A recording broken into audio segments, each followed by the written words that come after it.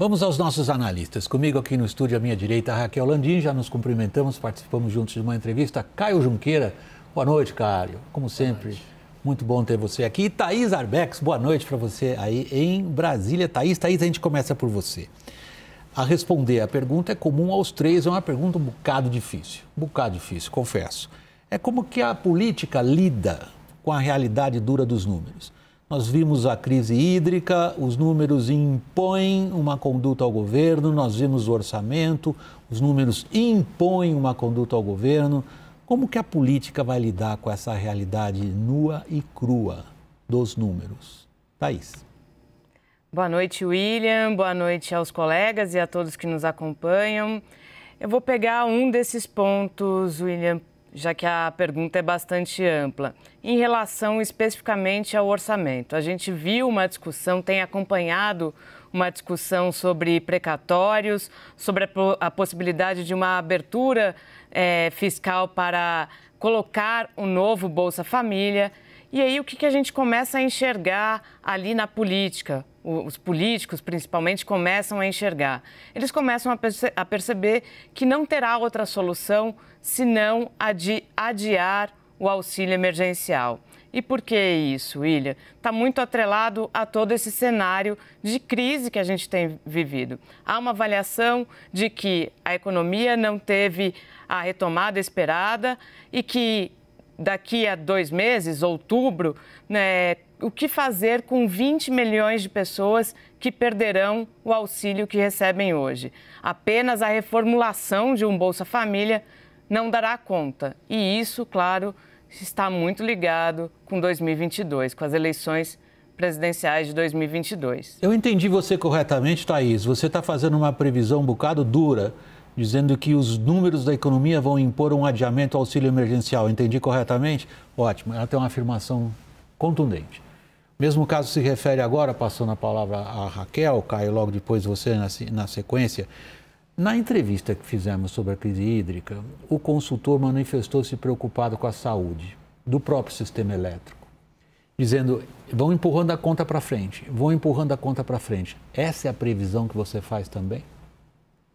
William, hoje a gente viu uma pequena mudança de postura no governo quando o ministro Bento Albuquerque diz que agora é inadiável uma redução de consumo. A situação vai se tornando tão grave que vai exigindo uma postura mais assertiva do governo, mas você vê que eles ainda resistem muito à palavra racionamento, resistem a medidas que sejam mais duras. Só que se não chover, a realidade vai se impor, ou nós vamos estar sujeitos a apagões. Fascinante hoje como as duas mulheres acham que a realidade dos fatos se impõe aos desejos políticos. Thaís e Raquel, hein? Mas eu quero só apontar uma coisa, no caso do orçamento é diferente.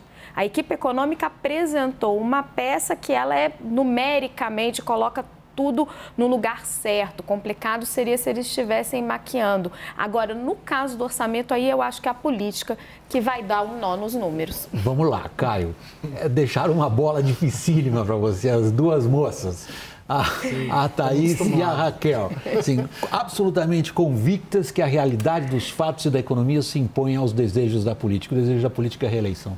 O desejo da política é fazer política, a solução vai ser pela via política. Essa peça orçamentária, para pegar o que as meninas, colegas disseram, é uma peça de ficção, sim, é inexequível, sim, e, na minha avaliação, é um recado que a economia, o Poder Executivo mandou para o Judiciário e para o Legislativo, dizendo, é isso aqui que nós temos e não tem espaço para vocês fazerem a política eleitoral para se reelegerem, seja Jair Bolsonaro, seja o Centrão, cuja meta é fazer uma grande bancada. Logo, a gente já vê as peças políticas se movendo. A gente vê desde ontem Rodrigo Pacheco, Arthur Lira, a equipe econômica, o Supremo Tribunal Federal, Tribunal de Contas da União, já operando para ver como, vamos dizer assim, burlar principalmente essa questão dos precatórios, para abrir espaço para, sim, ter recursos para fazer política eleitoral do ano que vem. Então, a política vai resolver, pela política, a questão dos números ingratos do orçamento. Você empregou um verbo pesado.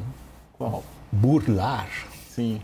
Thaís, é disso que se trata quando a gente fala de política frente a números e as restrições do orçamento, como burlar? William, depende do ponto de vista. Se a gente tratar o que foi feito até agora com o orçamento do auxílio emergencial, por exemplo, uma abertura de crédito extraordinário para a destinação desse recurso, não sei se eu usaria a palavra burlar. Pode ser que sim. A gente sabe que lá no Paulo Guedes, na equipe econômica, tem gente que entende que isso sim fere o teto e fere um dos princípios de Guedes. Mas se tiver um outro objetivo, que for o de atender aquilo que a gente está vendo hoje nas ruas, que é a população mais pobre, a população tendo que pagar uma conta de luz mais cara, será que é burlar? Sinceramente, eu não tenho a resposta, William. Raquel, vamos seguir no teu raciocínio que eu interrompi naquele momento que você fez uma diferenciação importante. Você diferenciou entre o que a crise hídrica impõe de conduta política e aquilo que a conduta política impõe em relação ao orçamento. A sua previsão é que, no caso do orçamento, não temos chance. Vamos, assumindo a ironia, porque a Thaís foi extraordinariamente irônica, vamos ter uma burla? William, o que eu acho que vai acontecer é que o ministro Paulo Guedes e a equipe econômica não têm a força política necessária para sustentar essa peça orçamentária. Eles fizeram o dever de casa, mas aí eu concordo com o Caio que eles não vão ter a força política para sustentar esses números. E vai começar o puxadinho. O Congresso, eles deixaram o serviço para o Congresso, certo? Não tem emenda de relator nesse orçamento, não tem reajuste de servidor público, não tem um Bolsa Família mais encorpado. Então, eles estão deixando... Ou seja, se puser tudo isso, estoura completamente esse orçamento. E eu vou colocar um outro ingrediente aí que une essas duas crises, a fiscal e a hídrica, a inflação.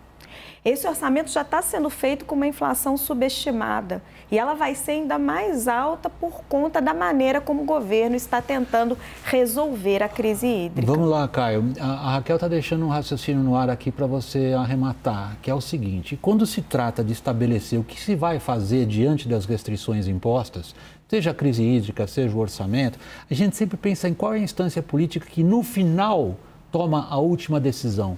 Quem? Quem que está tocando? Quem que a gente está vendo dialogar em relação ao orçamento, por exemplo? O Poder Judiciário está sentando, o presidente do Supremo Tribunal Federal, Luiz Fux, está sentando com o presidente do Congresso, Rodrigo Pacheco, e com o presidente da Câmara. A minha avaliação, a economia, o Poder Executivo, fez de propósito uma peça de ficção para forçar os outros dois poderes a sentarem e dialogarem, para ver as brechas no orçamento, as brechas na negociação, porque nunca nenhuma peça peloa, que a gente chama no jargão, projeto de lei orçamentária que é enviada para o Congresso, ela sai da forma que enviou. Então a economia, o Poder Executivo fez de propósito uma peça inexequível, politicamente inexequível, que os políticos já não aceitam, que o judiciário não aceita, porque o judiciário também está chamando para si essa responsabilidade um pouco dos precatórios e forçando os dois poderes a sentarem e dialogarem, que é o que vai acontecer. Eles vão achar pela burla dos precatórios a brecha fiscal para colocarem ali tanto as emendas, que estão sim subestimadas, a minha impressão, acho que foram 16 bi e neste ano foram 33 bi.